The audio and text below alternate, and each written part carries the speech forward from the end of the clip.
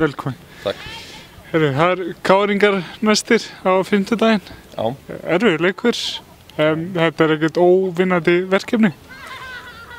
Nei, ég meina það svo sem allir leikir vinnanlegir, ég meina þeir byrja allir 0-0 og þannig að þau náttúrulega eru ríkjandi Íslandsmeistarar en hafa svo sem ekkert verið að sína neitt glimrandi góðan fótbolta í sumar og það höfum við reyndar ekki gert heldur en eins og maður segir að það byrja allir leikir 0-0 þannig að og það aldeilis komin tíma á það að ná 3 stigum þannig að við munum gjörsamlega leggja allt í sölunar til þess að ná þessum 3 stigum. Og svona að þínu mat, svona hvað þurfið þið strákarnir að gera til þess að ná þessu 3 stig sem við viljum? Það náttúrulega bara fyrst og fremst að fara bara að berjast held ég.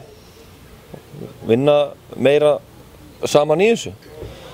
Jú, þetta hefur verið að reyna að gefa allt í þetta í öllum leikjum og allt svoleiðis en þannig finnst einhvern veginn eins og heppnin hafi verið með andstæðingunum og nú einhvern veginn þurfum við svona þannig að segja að fá smá heppni á okkar band en það gerist ekki að sjálfu sér, það kemur náttúrulega fyrst og fremst bara frá okkur.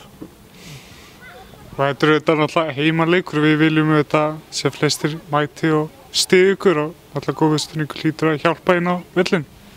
Já, auðvitað, ég meina það er alveg munur á því hvort þessu 300 manns í stúkunni eða 800 manns, það skilar sér alveg, sérstaklega þegar eins og maður segja, Mjölnismenn og allir eru hvetjandi áfram að það er algjörlega 12. maðurinn. Og að bara lokum náttúrulega 3 stig, nummer 1, 2 og 3 sem við viljum. Já, mér svo sem alveg saman hvort þetta veri ljótur fótbolti eða boltinn veri meira og minna úthæfu yngustum og hotspinum eða hvað sem er, bara ef við fáum 3 stig þegar dómarinn flautar af, þá held ég allir séu sáttir. Þeir eru allir, takk hérlega fyrir. Takk fyrir. Lárus Orri, velkomin. Herru, byrjum fyrst örlítið bara á Blikaleiknum, svona fyrir okkur sem sá ekki leikinn. Hvernig svona leit sá leikur fyrir þér? Hann leit ágætlega út, við fengum okkur 3 léleg mörk. Þó sé aðsannandi að segja fyrir utan þessi mörk, þá var þetta bara ágætis leikur í okkur, það var bara 2 mönnum og hefði við nýtt færin og verið aðeins grimmar í bóksunum hinn með þá unnum leikinn. Og eflaust eitthvað sem þið getið tekið með ykkur í næstu leikjum? Já, sjálfsagt. Það náttúrulega KR á fimmtudaginn, erfiður leikur, en það svo sem ekkert útilokað í þetta í boltanum að við getum alveg tekið 3 stig. Nei, við fórum að horfa á KR í gær, þar sem við tókum Blikan og sennilega rúlu yfir á alla í fyrri hálfleik. Þeir eru alveg gríðarlega sterkt lið og gríðarlega stóran og mikinn hóp og þeir eru sjálfsagt með, þeir eru með sterkasta hópinn á landinu. Þannig að þetta verður krefjandi verkefni.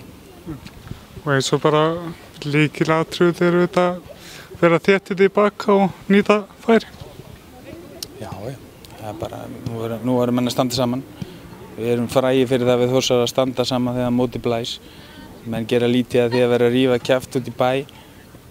Þannig að menn koma inn í Hamar og tala bara við okkur og gefa okkur góð ráð þar, er ekki að rífa sig hingað og þangað út allt. Þannig vinnum við Þórsar. Og þess að segja, það er náttúrulega stuðningurinn mikilvægt, þannig að það er mikilvægt að fólk komi á völlinn og láti sig heyra. Ég ætla að vona að fólk komi, nú eru besta lið landsins. Ég held ég sé ekki móðgan þegar ég segi það, þeir eru allavega með sterkasta hóp landsins, er að mæta henn og svo að ég held að vona fólk komi og kíkja það. Takk hérlega fyrir.